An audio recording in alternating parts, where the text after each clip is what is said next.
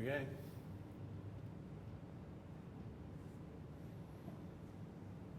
Welcome back to SA Wine Weekly.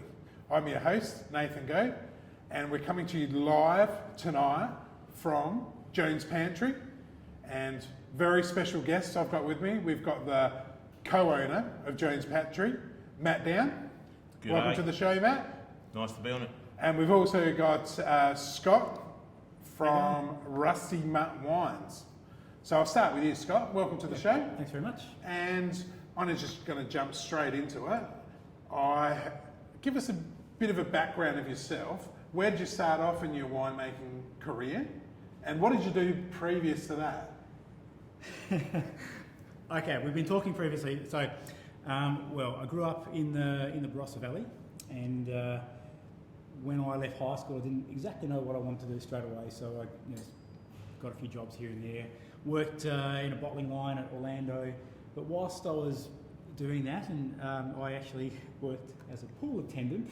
Oh, funny you say that. At exactly the same time, I was also a pool attendant. Wow. So a useless but interesting fact, yes. we both worked as a pool attendant at the same time. Yes. Other ends of Adelaide, of course. Yes. But anyway, enough of the useless but interesting facts. Tell us more about how you got started in the wine industry. Not that you're just because you were German and living in the Barossa, but Is that not enough? Is that... well, that's probably that's a good enough leading usually, isn't No, it? it's a few things. My dad wasn't in any way in the wine industry. However, we did have grapes for a while, and we made wine in an old bathtub at home. At one point, I remember as a kid, but that wasn't the whole story.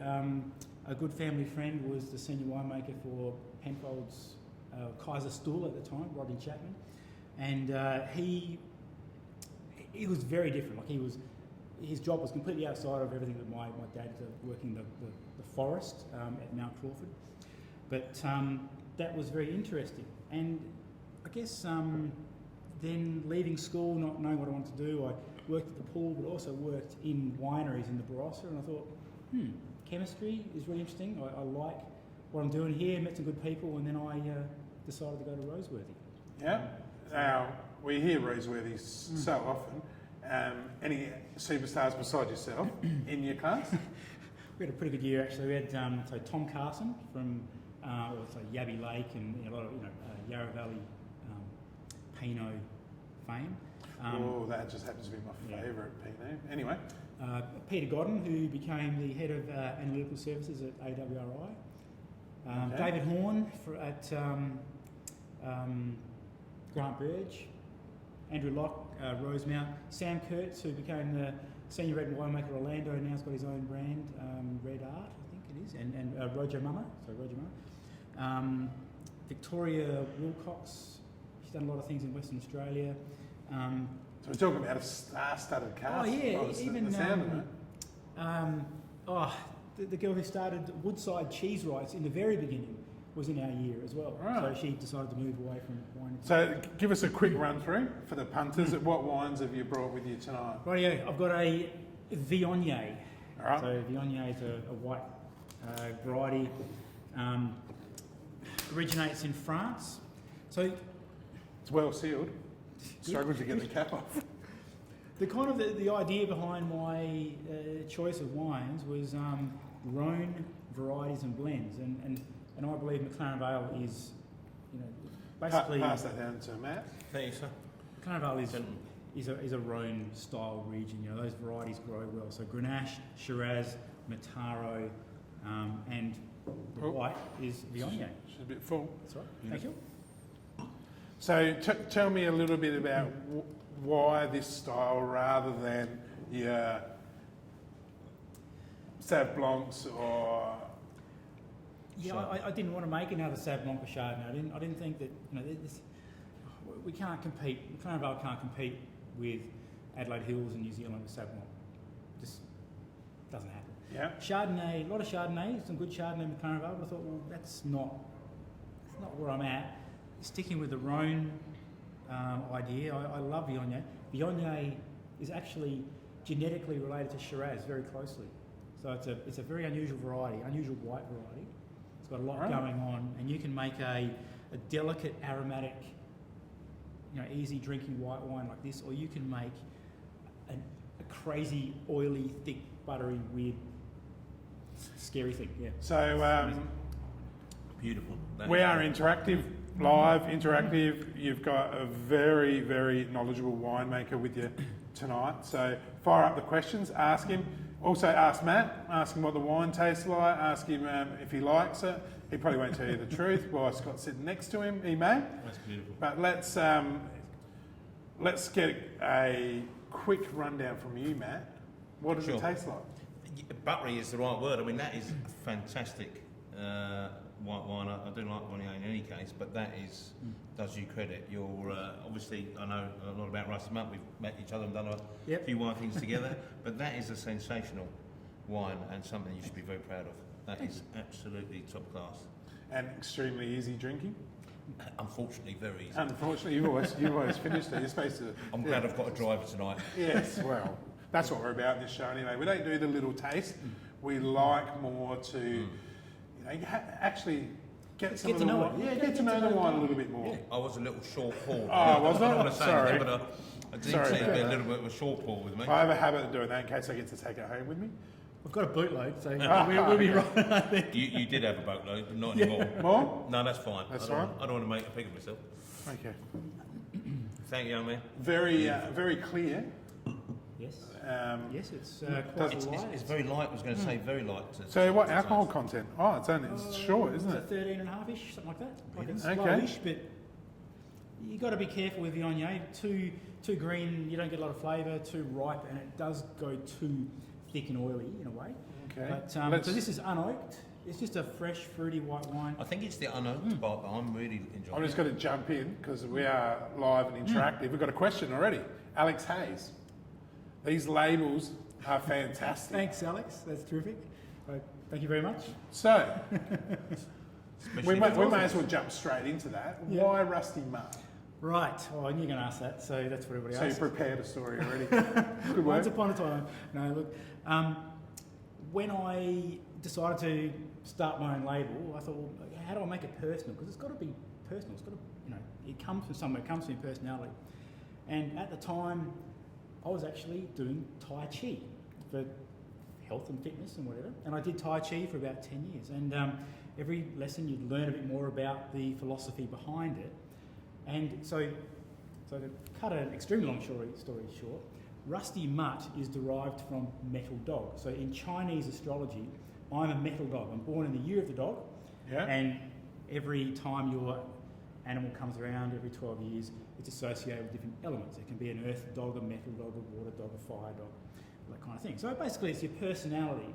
So I chose to put that on the labels, my personality in the wine that I make. Right. I There's. thought that, it You would works have very well. been pretty knowledgeable to guess that, I reckon. Yeah, You would have no, actually that's- had to have it's a known bit you obscure, personally but it to does guess mean it. something. It does mean something. So, Joan's Pantry. You better give us a little bit of a rundown about the Joan's Pantry, Joan's Matt. Pantry, nearly 100 years old. 100 years nearly old? 100 years old, one of the oldest businesses in the Adelaide Hills. Originally set up for the cricket team. It started off with just literally a table and an urn. And people kept asking every week if they could buy a cup of tea because they were here to watch the cricket, and it grew and grew along those lines. Lisa and my good self took over about eight years ago. Lisa being your Lisa, better half? most certainly my better half, and thank you, my love, for not being here tonight and let me do this. Yeah, she runs the business. I have very little to do with it, but she has grown it from a very small sort of business with sort of 2 or 3 people working it to sort of 19 people working here today. Oh, There you go. And because she's not here, she's missed out on some beautiful scallops. I'll let you get cracked into it. So we've been around, and it's been remodelled as it is now for the last 5 years. It's a community-based cafe. We've got a lot of the produce out the back of the cafe where there's a community garden. let's talk up what Scotty's got to eat with his beautiful wine. What's the chef prepared? Fresh scallops from South Australia, no, are they? I'm not sure that they are actually, but I think they are if they're in season. With a hint of raw shadowed spot underneath with a bacon crouton on top. So That sounds absolutely it's delicious. sort of food that we have here on a Friday night. We can chat more about Joan's Pantry. Yeah, look, I'm going to grab my get into it, and then we'll then have some wine after, cool. and then we can ask you some questions about how it pairs together. So Jones Pantry, been around forever. I've obviously been here a fair bit as well. Had some great wine nights here. Friday nights kicking off. Friday nights, book to not be disappointed. So it's getting pretty busy Fridays? It's very busy on a Friday night. It's a good atmosphere. We have a lot of functions on a Saturday night down here. As you know, we do a lot of wine nights that we've had down here in the past. One with Rusty Mutt, which was that was probably one of our best nights down here. Top 5 nights at Jones Pantry, for sure. Very, very good. But yeah, it's not really a good atmosphere down here on a Friday night. It's not too loud. Every now and then we'll have a musician if asked for, but it's a good sort of family evening night out on a Friday night, and incredibly well priced for what you get. It is. I bet it's one of these just to make sure. Yeah, no, you better make sure they're not poisonous. Yeah. we don't want to poison the wine, mate. They are great. They're great. Tell us. I'm looking at it here, salivating. Tell me, what was it like? How did it go with the wine? It went so well with the wine. Matt asked me what we wanted to kind of pair with the wines. I saw that and I thought, well, that is absolutely what you want. Yeah. Nice, really nice texture. And I think, food and wine pairing is as complicated or as easy you want to make it. But generally, I think a bit of acidity in the wine with the kind of richness of something like scallops. That is absolutely on the money. It's beautiful. Very nice. And Viognier's got a lovely texture as well. That's the difference. Probably the main difference with Viognier and say Sauv Blanc is Viognier just has a bit more kind of that mid-palate weight and texture going on. So, explain that to the layman. How does it differ? It fills mouthfeel. Mouthfeel. It fills the mouth and it rolls around a bit more. Like it, and as it can age as well. Viognier is a wine that you can keep, and that's what happens. It ages. It fills out the mouth, and it's not just like a line of acid that you can get in some kind of lower end Sauv Blancs and things. Live, interactive. Fire your questions through and you get a chance to win all of these lovely wines that we'll be tasting tonight. So fire away, and you might even be able to come down and have some scallops at Jones Pantry. It looks like to die for, to be honest. And matching. The last one. Yeah, go on. We don't want to waste anything. For goodness sake. So yeah, any questions whatsoever, flick them through and you might just score yourself a bottle of wine. So we're given a big tick to the scallops, and the pairing was perfect. Nice. Yeah. All right. So we're waiting for a few questions to come through. What have we got, Jerry? Much? Not much happening. We've got a winner. What we've got is Frantic Whisks have also giving away a packet of their biscuits with every Rusty Mutt one tonight as well. So everybody who wins a bottle gets. We'll get a packet of Frantic Whisks. Well, we better talk them up a bit. Well, Frantic Whisks is a South Australian cut-up family-owned business. They are from Mount Barker. They're an old family from Mount Barker, and they are handmade biscuits of the finest order. Absolutely. I started off when I first started eating them. I was only 12 and a half stone. And it's the weight. It's just unfortunately gone on since. Thanks, exactly what you buy. So you lost weight when we were eating it. No, well, that's not the food for me. That's the Frantic Whisks biscuits, but they are, absolutely fantastic. And great to have with that. Available from Jones Pantry? Yeah, you can buy them at Jones Pantry as well. So you can come in and have some scallops, some Rusty Mutt wine and some biscuits. Yep, and our famous Hearts coffee, air dry roasted. All right. We've moved over to Hearts. Fantastic young roaster from South Australia. He's not been around for years and years, but he air roasts it, which I won't bore you with, but it's a different way of, instead of roasting it there. And what, a different tasting coffee? Yeah, a slightly smoother? It's more for a connoisseur. It's a fantastic. And because of the Jones Pantry, you're used to great coffees. Yeah. The people that come in, what's their uptake of it? Very, very good. Talking it right up? Yeah. So who was it? Hearts Coffee? Hearts Coffee. Right. Yeah, so a young roaster down there. He's exceptionally good. So is there any other plugs? We'll come back to you for more plugs in a minute. But the winner of the wine is Brenton Hayes. Brenton Hayes. How did Jones Pantry and Rusty Mutt get together as a team? Was that through Craig? No, not at all. No, Tell us a story. I won't go too much in it, but obviously you work with a friend of mine at Jeff Merrill's winery, and he suggested we were going to have Jeff Merrill on here as a night, and someone said, okay, well, we'll come back to him and get him on there, but his head winemaker. We'll go to Rusty Mutt, and I'll tell you what, it was just fantastic. It was a great night. We had an awesome time. Yeah. And we're going to be doing another one soon, as soon as the restrictions are out of the way.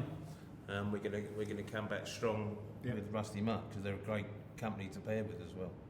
Yeah, well, I was lucky enough to be there. So we just flicked up the Joan'S Pantry socials, which we know you're huge on socials, Joan'S Pantry. Right. So we've obviously got the website. Yep. And prolific on Facebook and Instagram. Yeah. Good take up on that. Yeah, you guys are, and you got some amazing food, amazing. Yeah, we've got an amazing head chef, Jeff. He's give him a shout out. Give the chef a shout out. Good evening, Jeff. We got two or three. One of our chefs was trained by Gordon Ramsay. Believe it or not. Really? And I was in Gordon Ramsay's last TV show. So he's used to being shouted at. So he's used to being shouted at by my wife. It's nothing new. But yeah, we've got three great chefs, Vincent. Just absolutely fantastic, I have to say. We're very, very lucky to have the staff that work here. That I think they're the people that make Joan'S Pantry tick over. I keep talking. I'm just going to. Hang on. We're going to grab questions as soon as we see him come up. Jessica McIver. Sounds great, guys. We'll have to come and visit. Sensible idea, young lady. Sensible idea. So that is a great idea. Maybe she could come for the. Yeah. You heard it here first. Second Rusty Mutt night. Second running of the Rusty Mutt. And I can vouch for what a great night it was. How many wines and courses did we have that night? I think we had 7. Did we have 7 that night? I think there was a 7 course. Actually, might have been actually. Yeah, I think I brought a couple of back vintages. Yeah, you did actually. Yeah. It was good. So I'm pouring the GSM, and in my research, everything I read about you that was good and I can repeat was how amazing the GSM was. So are we talking? You got to tell me about awards and things like that, because you haven't got them on the bottle. So okay, well, when I started Rusty Mutt, I thought, it's McLaren Vale. I kind of need to start with the Shiraz, just because it's McLaren Vale. It's McLaren Vale. I didn't want to make things too hard to begin with, but what I've really wanted to make is GSM. I think Grenache and blends are what it's all about in McLaren Vale. Grenache is growing so much now. It's funny. The variety's been there forever, but I don't know whether it had a bit of a stigma attached, because it was mostly made into tawny port. Yeah. Now we realise what an amazing variety this is and how well it grows in McLaren Vale. So this was my ultimate aim. I'm a modest person. Talk about my very first GSM, 2014, because I'd managed to find a very small UK distributor, and I'd sent them some wine. So I thought, I'll enter it into a Decanter magazine. So Decanter UK tasting. They were doing a feature article on Australian GSM. So in the end, they got 71 Australian GSMs, and mine was equal top. With 70 others? Yeah. No, there was only 3. There was 3 top ones, 3 95-point wines, but Anthony Rose absolutely loved it. Well, that's not a bad start, mate. Yeah, that's not a bad start at all. So your first GSM? First GSM. Top 3 out of 71. In Australia. Basically, top in Australia. How's that? How's that for number 1? If I was telling the story, it definitely would have been top. Matt. That is absolutely, obviously I've had it before. So you're not just here to look pretty? No. I need that. What does it smell like? From Matt, not from the winemaker. Tell me, tell the layman, what does it smell like? What does it taste like? It tastes like angels copulating on your tongue is the way I'll describe it. Absolutely fantastic. Right, so that's not a usual wine term. It's got a nice. Use that as a quote. That's going on the label. It's got a nice. You can really feel the full fruit flavour coming through on the back palate as well as the front palate. With some red wines, when your palate's slightly younger, you get that taste, it's mature. This is the sort of wine that has got full flavour. And it's still for a mature palate or a junior palate. I think you'd enjoy this wine. Yeah, it is. I mean, it's unfortunately for us tonight, it's the sort of wine you just want to keep drinking and drinking and drinking. Yeah. Well, I that's remember on the that's night not that you were unfortunate. here, I mean, it was just, sold out. It was Yeah. fantastic. I think you sold dozens and dozens. And the colour of it, it's quite. Is it quite dark for a GSM or? Well, I'd say light, if anything. Light? I wouldn't say dark. I reckon it's, I wouldn't say it is what it is. It's. All right, now let's good hear for from it. the expert. Tell me about the GSM. What are we smelling? What are you smelling as the expert? Okay, so for me, what I love about this is the Grenache for a start with. So the Grenache is from memory, it's 66 something percent Grenache. Comes from Bernard Smart's vineyard in Clarendon. So it's one of the highest, coolest vineyards in Clarendon Vale. And Clarendon. Right. Clarendon. There's a few other wineries, SC Panel. He makes a smart Grenache. It's the same fruit. Okay. He makes a straight Grenache. But it is different. A lot of Grenache can be a bit confectionery, a bit of like strong strawberry, raspberry. But this I describe it as an earthy strawberry. Okay. An earthy strawberry. It's a complex strawberry character, but then blended with a bit of Shiraz and the Mataro. What I like is complexity, spice. It's kind of savoury, and it's all sorts of things. But it doesn't need oak. This gets really low. Well, that's a good oak. call. Big barrels, old barrels doesn't matter. It's the blend and the varieties that are doing the work here, and this is what it's all about. This is And McLaren Vale. I didn't even look at what year we This were is having. 18. 18? Yep. Okay. Making it every year? Yes. Yep. Yeah. And we're making a lot of it, or we're making short batches? Small Not batches. Not no, enough. Not enough. Not enough. I noticed that you Not had enough. a couple of cases on the Yeah, counter there. A couple of 100 dozen, between 200 and 400 dozen each, depends on the year. Yeah. Yeah. And so this year? A low year. Yeah. Yeah, there's a lot. It was really hard getting fruit. There's a lot of low yields, a lot of issues with heat and things. Yeah. A lot of And what fruit. about the smoke. quality? Well, quality is high. Everyone said that. The quality's really high, Yeah. but there's just not enough of it. No, exactly. There's some real concentration there, but So it's going to be at top of the range. Yeah. There won't be enough of it to go around. No. Have to come to Joan's Pantry and have some, Well, won't they? That's right. This one's pretty good. I've got Do you have a favourite? Well, I'm saying my favourite's a 2014 because it got best wine in the UK, best GSM in the UK. So I don't know, maybe. if you're out there and you want a free bottle, win a bottle, fire a comment away, and you can win a bottle of Rusty Mutt's GSM. Yeah. And the And the biscuits And to go some with biscuits. biscuits to go with it as well. Yeah. it. Yeah, and no coffee. No, don't. We gave them a let's not plug. get terrier. Well, we gave them let's a not plug get before carried we away. gave Come them on. the coffee away as well. My wife will kill me if you start giving True. it free away. Come on. By the end of the show, we'll be giving away. So yeah, fire away your questions, and Jerry will put them up there. And while you've got a winemaker here of such quality, hang on, Greg Lambert, how long has Rusty Mutt been around? I started the company in 2009, but actually made a 2006, but we didn't kind of bottle it and label it until we kind of got going. So it's actually been more than 10 years now. Wow, Yeah. that's awesome. So I reckon I can smell it. I can smell the food being delivered. So are we gonna eat and drink with the GSM, or are we gonna move on? We can You do both. bit of both. Bit of both? Well, yeah. All right, We'll continue through. we'll continue through. I'd say that is a fantastic wine. Yeah. It really is. So easy to drink again. Just pleasure. It's one of those wines that I think you can drink on its own or with food. Hang on. It's just fantastic. Gone AWOL Tours. The winner. Do you change the ratio on the GSM year by year, or do you stick with the same? That's a really good. That is a I great reckon I question. don't even know the answer to this, but I'll let the expert answer. I like to start out with an idea. I want the Grenache to be forefront. Yeah.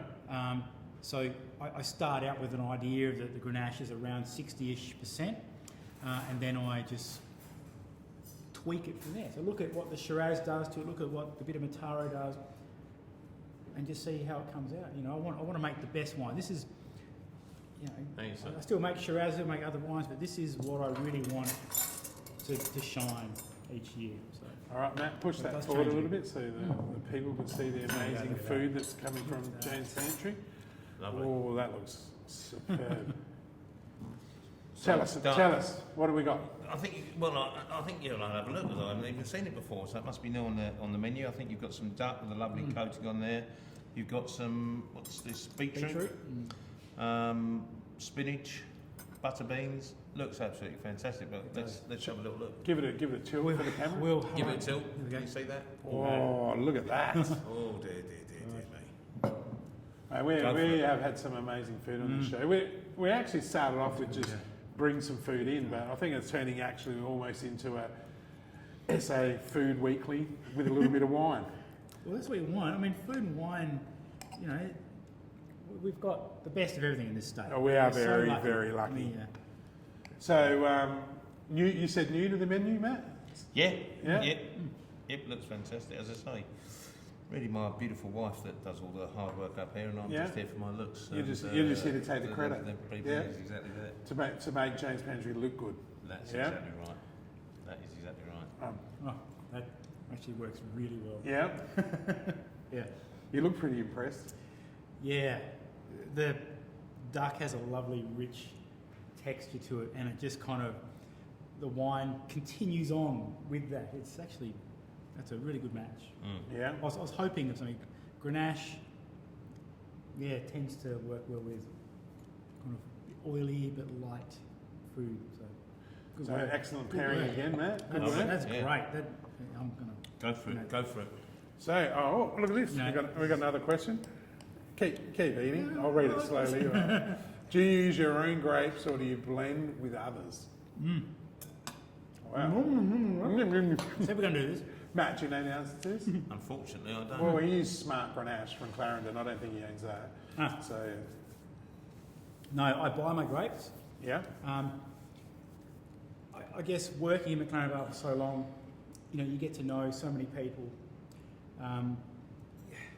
It's too hard to own the best grapes. You know, like this Smart Grenache vineyard I talk about. It's actually 3 generations. So Bernard Smart, who's 80 years old, his father planted the first Grenache. So that's the oldest stuff, and that's even more expensive. I can't afford that. Some people get, I don't know who gets that. But then his block is the middle of the road, you know, but still that's 80 years old. And then his son, so they planted another block for his son Wayne, and that's the 40-ish year old block of Grenache. So this stuff, you don't, you know, that's theirs, that's their family's legacy, and we are privileged to be able to buy that. You know, I don't think you have to own your own vineyards. I would love to own some, but I would never aim to own everything. I would just have a little patch of Shiraz maybe that goes into something. But Well, even some of the best wineries with huge vineyards still buy fruit. absolutely, Yeah. absolutely. Even with the boys last week from Shingleback, they were saying, you know, they bought fruit from people for years and years, and even the huge ones like Darrenberg. Oh, hang on. Lisa's come to correct you. It's pan-seared duck breast with naan jam, glazed with roasted baby beetroot, and what, broad beans? Rocket pesto. pesto. Apologies. There you go. Oh, beautiful. I better try some. so if you, Lisa, every other time Matt makes a mistake, feel free to jump in and correct him like usual. That was a really good description. That's a beautiful dish. That is a beautiful dish. And the punters can come down on a Friday night, get some GSM from Rusty Mutt, pair it with the meal. Couldn't go wrong, really, could you? No, you can't go wrong with that. I don't know what's happened, but once upon a time, you don't expect that a quality of meal from a cafe, do you? No. No. We're talking It's restaurant, good restaurant quality Yeah, I think meal. so, yeah. Outdone yourselves.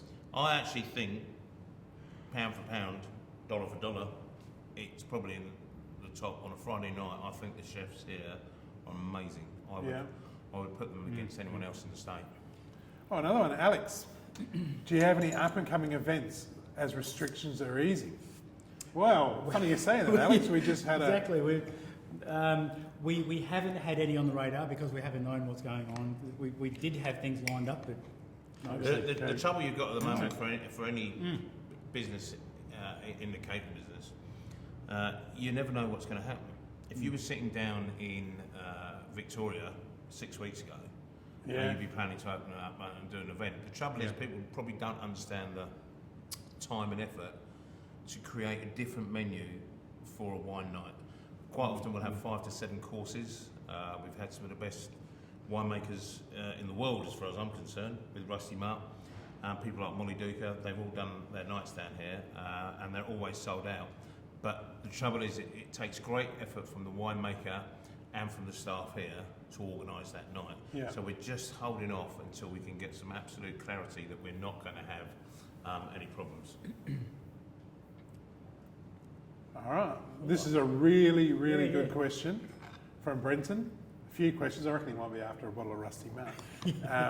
When you have a Rusty Mutt Jones Pantry wine night, like you're talking about before, how much would a night like that set me back? Cheap is the answer. Not even worth it. It's very cheap. Quite, to be really honest with you, I think the last one was really cheap. I think it was like $105 for the whole night, and for that you get a wine tasting. I think you got five to 7 courses. Most restaurants or cafes that you were to do a night with Rusty Mutt or Molly Duca or one of those wineries, you're looking at 145. Oh yeah, but when you go to those nights as well at these posh restaurants, we won't name any, you don't actually get a decent amount of wine.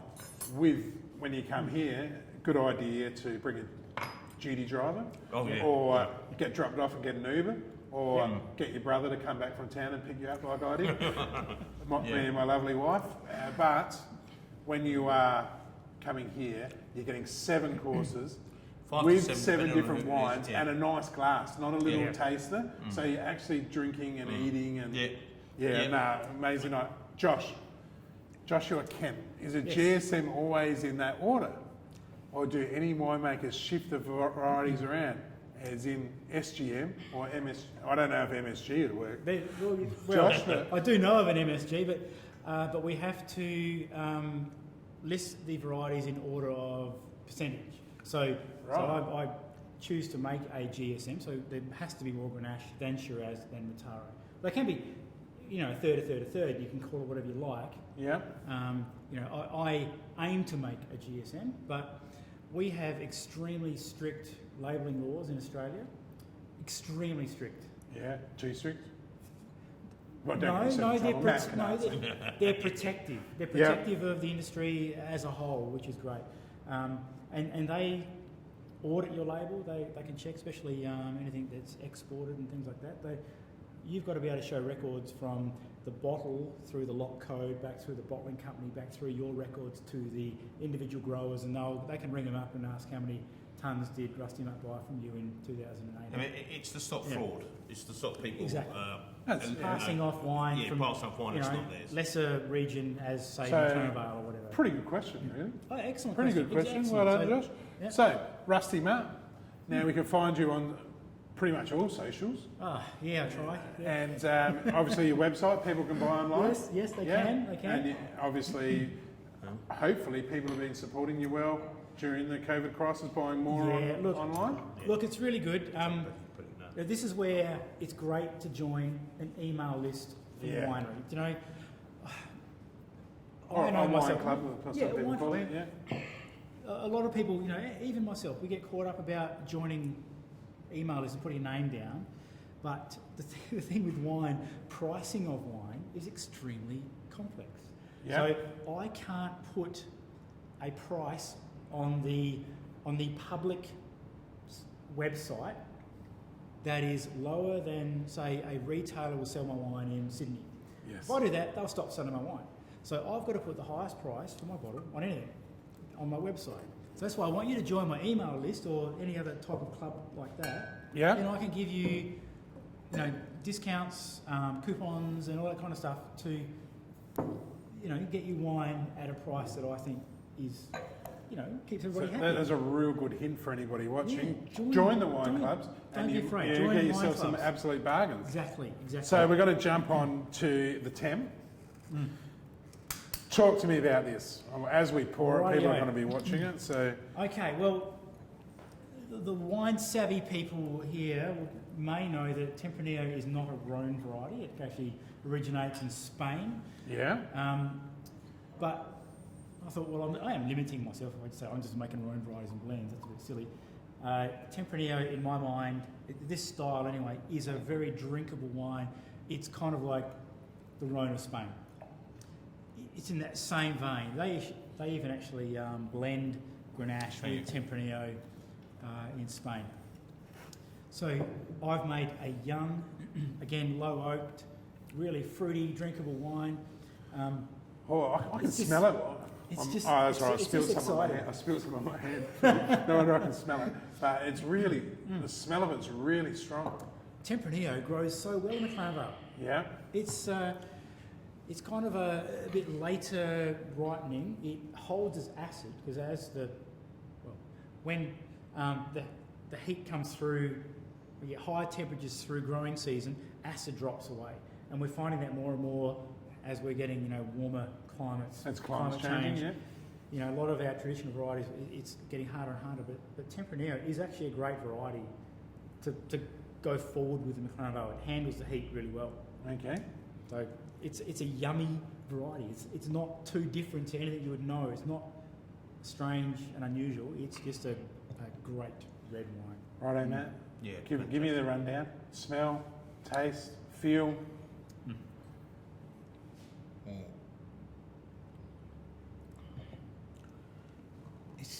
They're all fantastic. It's one of those things. That's why Do you know what? Rusty Mutt was so good, because they are I've had so good. some. We've got a few people in the UK and the US through LinkedIn that watch the show every week.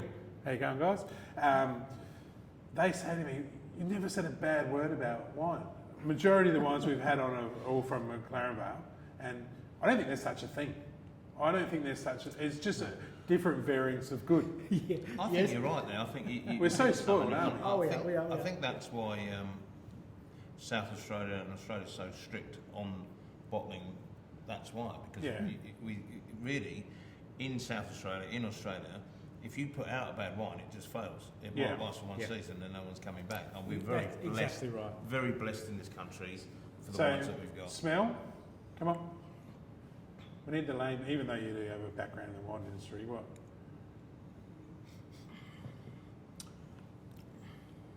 It's just hard to describe compared to the GSM. The GSM, I think the fruit was a stronger flavour coming through. Yeah. My problem is they're just very, very drinkable. They're a class act, but they're also what I call quaffable. Okay. You don't have to be eating, which I know is unusual for me to say you don't have to be eating, but you really don't have to be eating and to drink that and to really enjoy it to get the flavours through it. It's it's very, And very good. they are quite a drinkable wine, aren't they? Like, you can pretty much. That's by design. Yep.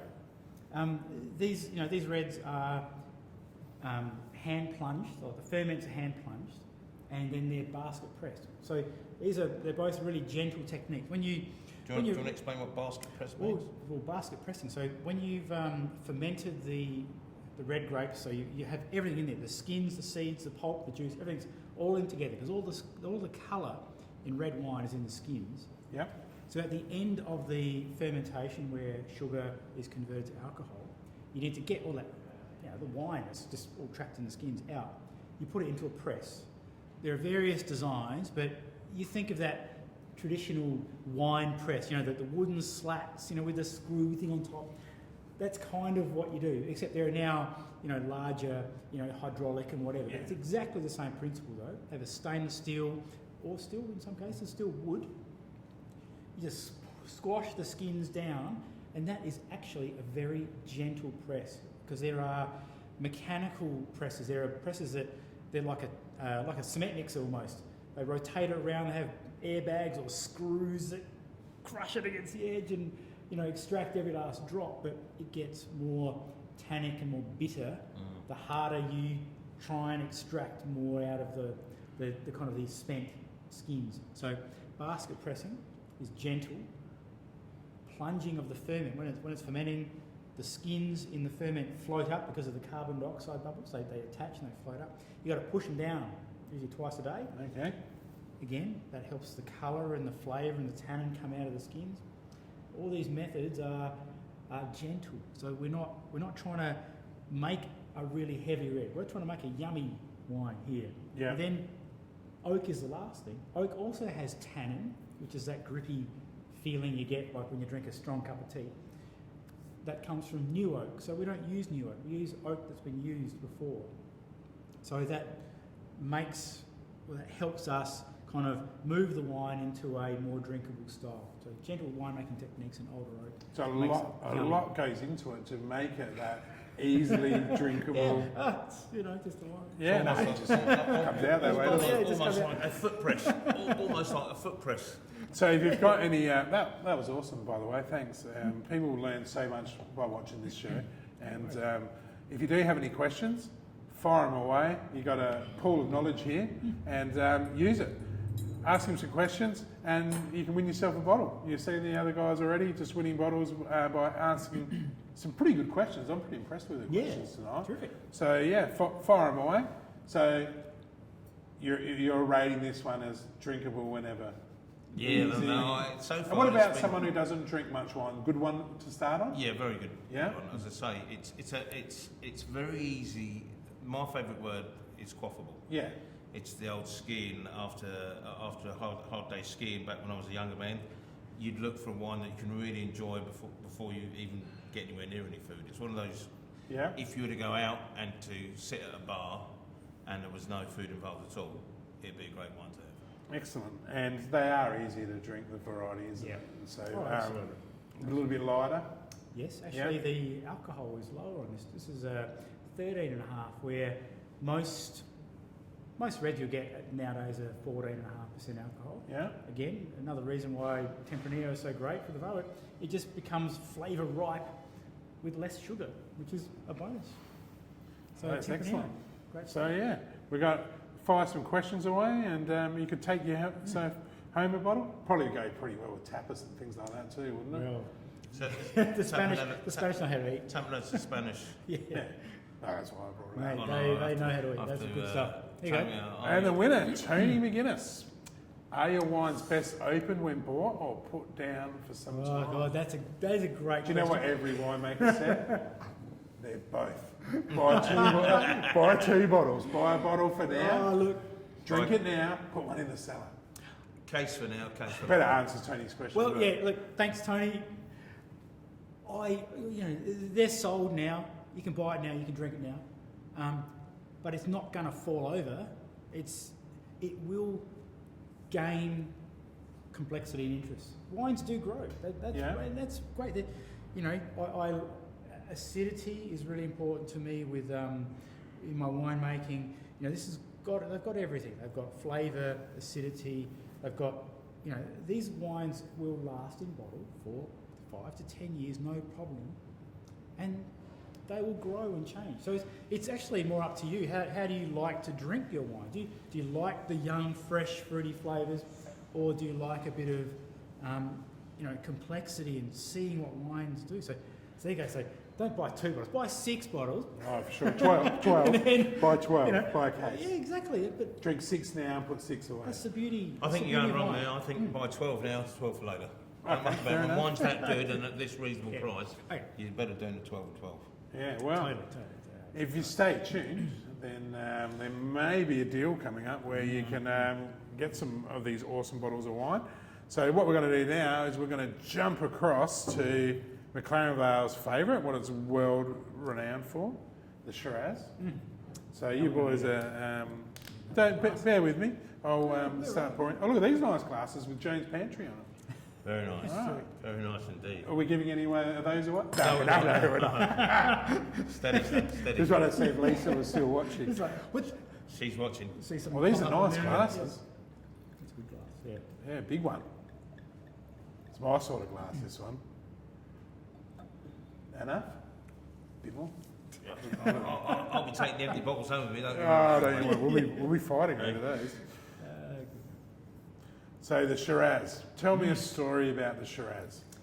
Well, Shiraz, I get grapes from 3 different vineyards. So McLaren Vale, even though it's a one wine region, there are a lot of what we call sub-regions. 4 of them. Oh, there's more than that. Oh, okay. I thought actually I knew A lot something more than about.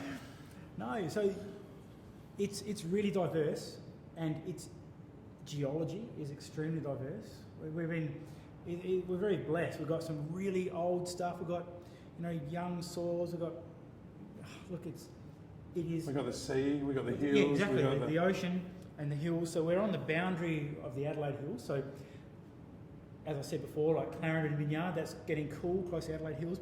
Yeah. We can go right down to like Wollonga and Sellex, close to the ocean. They might as well be worlds apart. So it makes so many different styles of wine. So again, I've got some relationships with people that I've known for years, and it is hard buying small amounts of fruit. They just want to sell everything to one buyer. Of course at they do, a big dollar, but if I can get a few tonne from there, and there, that is terrific because it allows me to put together a really great example of McLaren Vale. McLaren Vale. Would you say it's the lucky? We're known as the lucky country, but we say McLaren Vale is one of the luckiest regions in the lucky country. We're the lucky region, I would say down there. Yeah, we can't talk it up because we do have people from the Coonawarra and the Barossa and people like that like to argue about us locals. we like to. Everybody, we want to. The wine industry's not just McLaren. No, certainly not. No, the second-rate ones are there too. Remember? Like the Barossa and that.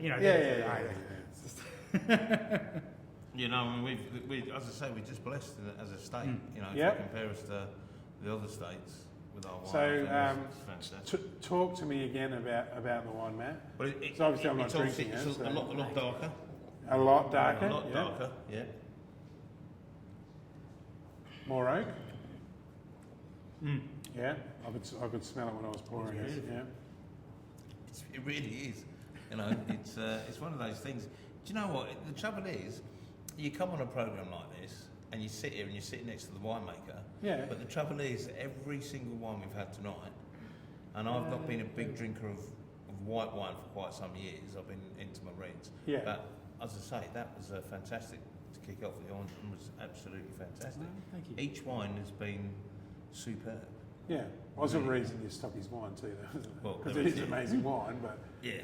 It's not easy to stock his wine either, because he doesn't make enough of it. No, well, people are very lucky at JOAN'S Pantry to get their hands on it. Yeah. So, very dark Shiraz. Big, bold. Bigger. But still, I'd say medium body. We're not talking it's not a blockbuster, but it's got everything that you want in a Shiraz. It's got weight and texture and depth to it. And that kind of classic McLaren Vale, a bit of chocolate and just warmth to it. What's the alcohol content? The viscosity is looking. It's 14.5. I was going to say he's looking a little bit you're down the side of the. You're looking down pretty the side of the cheery glass all one. of a sudden. You can see that just on the side. No, it's beautiful. it's up there. And what have you thought about pairing food-wise with it, man? What have JOAN'S Pantry chefs whipped up together with it?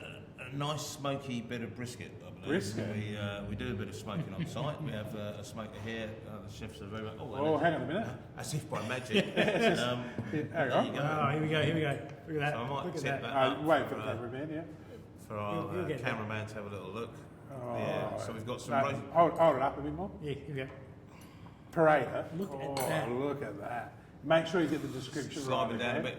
Well, if Lisa would like to come in and tell us what it is, Yeah. but I mean, you've got some lovely roasted vegetables there, some brisket that looks absolutely to die for, and I think they are some sort of potato wedge, I believe. But if Lisa would like to actually write in and tell us what we've got here, She'll pipe up in we'd a like, minute. there you go. Get into, you've got a knife before. Yeah, Let's have a little- Okay. So that looks and are these your personal pairings, man? didn't even You've know it. picked out.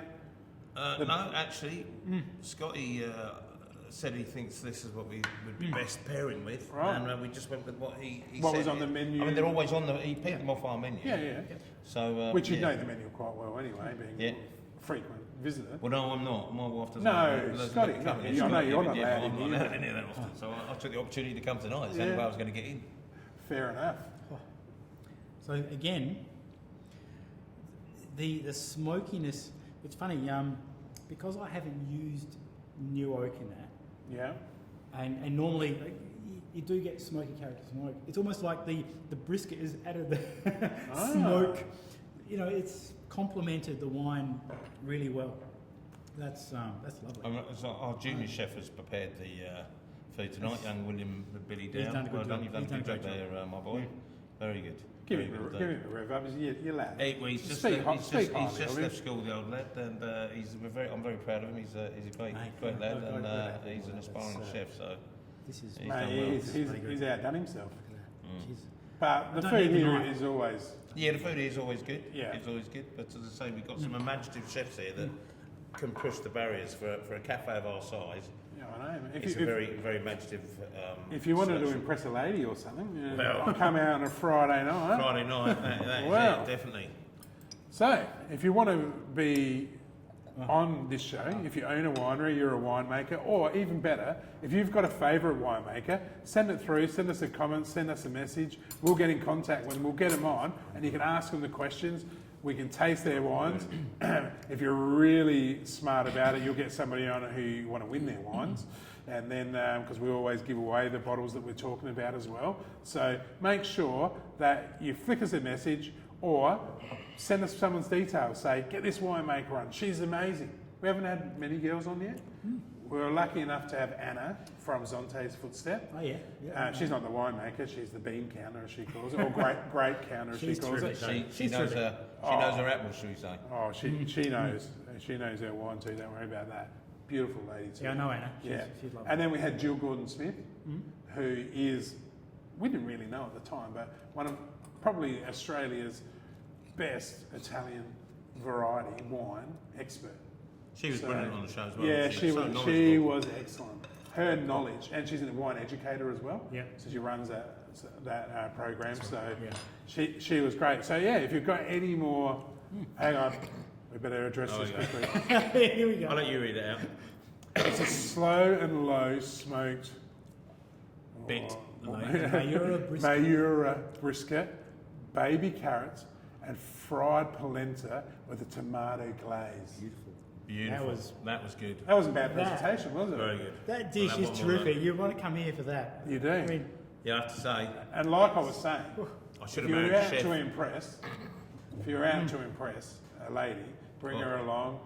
We can start off on a white with a few scallops. Yeah, maybe share a plate. You know, maybe more romantic, and then you can jump straight into the. Or maybe you could have duck with a GSM or a temp, and then you could jump into the Shiraz with the brisket. That brisket's fantastic. It really is. it is. So You don't need to cut it. Look at that. we're Just- looking for some questions to win the Shiraz. That's good. Now, just smelling this, and Matt, I want you to have a bit of the brisket and then have some more. No, it's fantastic. You're right. And- the smoke and- just carries it through. Yeah, and talk us up. Give us the layman's version. You're right. The brisket sort of, it's not got a strong smoke on it, but it's got a decent smoke on it. Enough to affect the taste of the wine. After 4 bottles, maybe not. But no, Okay. No, no, seriously. Tonight, yeah. not usually. Yeah, no, that's it's got that lovely flavour that brings out the wine. Heavier, Just heavier, extends it. stronger Yeah. Shiraz. I don't think it is as a Shiraz. I don't think it is that No, strong that, for me. compared to tonight, have we gone up nicely? And Yeah, oh, Yeah? yeah. Right, as I say, for me, once again, unfortunately, it's one of those Shirazes that you can just drink. It's not got that. The back palate doesn't get a whack, which some Shirazes, the first mouthful you have is great. The second mouthful not as good, but with this, every mouthful it really is quite light, and the full flavour of the Shiraz comes through. Whereas So have you taken care and been gentle with the Shiraz as well to get that? Yeah. Well, so that's hasn't that's got that- Rusty Mutt, isn't it? it's got the over tanning Yeah. flavour at Yeah. the back. no. So questions, people, questions. Hopefully nobody throws any questions up because then I can take it home because this sounds like one I wouldn't mind. I like, you know what I like about wine the most is I like showing it off. I like it when you have guests over and you pour a totally. really nice glass of wine and you're talking, had the winemaker on the show this year, and then if I don't remember, I'll make it up, some little story about the wine, and then people, you outdo someone. That's the best Shiraz I've Trust had. me, everyone watching it out here tonight, and Jerry will tell you behind the camera, he's mean as hell. He hardly has anyone around his house. I'm still waiting for the first invite round, so I don't know who he's talking about. COVID, mate. Sorry. That's your excuse, yeah. I'm gonna use that. No, I do have quite a nice wine cellar actually. Well, I've never even seen it, and I've been around your house to wash your car many a time. Brings out the Jacob's Green. Yeah, exactly. Yeah. There's guest wine, and then there's the wine to impress. I think Rusty Mutt would be in the wine to impress. He only invites me around so he can get hold of the Rusty Mutt. I'll tell you that. Yeah, well, hey, I invited you around for a fight. We had a fight afternoon. Yeah, we did actually. We did, yeah. and I was thinking, you did pay for it. You did pay for it. and I did pay for it, and I was thinking that there's a really decent fight coming up. So if you bring the Rusty Mutt, I'll put it on.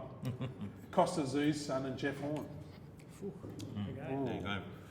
And we had a winemaker there too. We had Petrucci, didn't we, from Sabella? He was there, and with some visitors from Renmar. We put on a show. He forgets about these things, but who's the winner? The winner is Taylor. What's the sweetest wine you have in your range? Oh boy. Okay. Do you have a rosé? Do I have a rosé? Oh, it's a question we get asked every single week. Okay. I'm a bit disappointed that I did make a rosé. You did? I made one. It was a 2016, but rosé is actually extremely competitive, segment, and it was so hard to sell even a small amount in a year. I thought, I'll wait till I'm bigger if I want to make a rosé. Okay. Rosé is actually hard. A lot of people do, but sweet wines. I'm not completely into sweet wines. However, watch this space. My 2020 Viognier, which it's going to be bottled, I reckon in the 3rd of August, does have a little bit of residual sweetness in it. Okay. So that would be your sweetest. That would be the sweetest one. You don't do any dessert wines? No, I don't. Any fortifieds? No. No? No. All just dry table wine generally. Excellent. But the Viognier will be a lovely. Be a little bit Viognier will sweeter. be lovely, yeah. Sweeter than this one? Yeah. Yeah? Just a touch. We're talking on the cusp of the kind of taste anyway. So next week we actually had a last minute cancellation. So for next week I've got the 2 Lukes. We've got Luke Gemelli, who helped me out, that hairdresser, and we've got Luke Harris from Goad. We're going to jump on some of Luke's e-bikes, and we're going to go and collect and taste sparkling Shiraz. The boys came up with the idea, so they said sparkling Shiraz is a new big thing. People love sparkling Shiraz, the girls love it, so why don't we do a show on it? So we've got some amazing guests coming up in the other weeks, but next week you're stuck with myself and the 2 Lukes and our little adventure. We're going to go on an adventure and we're going to collect the best of, and we've had a few winemakers give us some tips. We'll grab yours before you go as well, and we will grab the best bottles. We'll go to all different wineries, we'll show you the wineries, show you the tasting, and then we'll pick our favourites and we'll taste those 3 and we'll talk about them. Won't have the expert opinion of yourself, but we'll have 3 laymen who know bugger all about wine talking about sparkling Shiraz. So a show not to be missed. Now here it is, this is the deal. This is a great deal. So we're getting a mixed 6-pack. Yep. For $150. $150. Yep. So you get a Viognier, and a Tempranillo, 2 GSM, 2 Shiraz. Wow. $150. That's Right, put us down for one. Tim Magnuson, are you watching Tim Magnuson? He is one of your Tim? Tim, he loves your. So the best way to get it is jump on the website. Is there going to be a code on the website, or will they give you a call, or? Yeah, look, totally. Just they can go through the website. I'll put something up there. Yeah. I'll put it on the front page of the website. No All drama. right. Or even just contact. You watch this. My contact details are on the website. So Scotty saw you on the SA Wine Weekly. Yeah. I want that case. You can get it from me. No Yeah. problem. Easy. And I would really like to come to your show at JOAN'S Pantry, the 7-course wine. Yep, as soon as that's available, we'll put it up on 57 course. 57, Mate, yeah. we're- Start off at 5. So we've got to say Thanks very much to Matt from James Pantry. Been a real pleasure. The food. An honour to be with Rusty Mutt. What about me? Let's not lie. Let's not lie to our customers. So Matt Down, thanks heaps for coming on, good. mate. Really James, good. Enjoyed Lisa, the thanks for program. explaining what the meals were. Yeah. Sounded so much better with her description. Totally. Scotty, mate, thanks heaps for coming on. Ah, you're welcome. I've learned a lot, and people love to watch this show for education. So thanks heaps for coming on, boys. No, thanks for Great having show. us on. Thanks for having us on, mate. Don't forget, guys, Thanks. next week, 7 o'clock, live on YouTube and also Facebook. So jump on, Sparkling Shiraz show with the two Lukes. It's going to be a great show. See you then. Thanks, Nathan. Fantastic. Thank Thanks you. very much.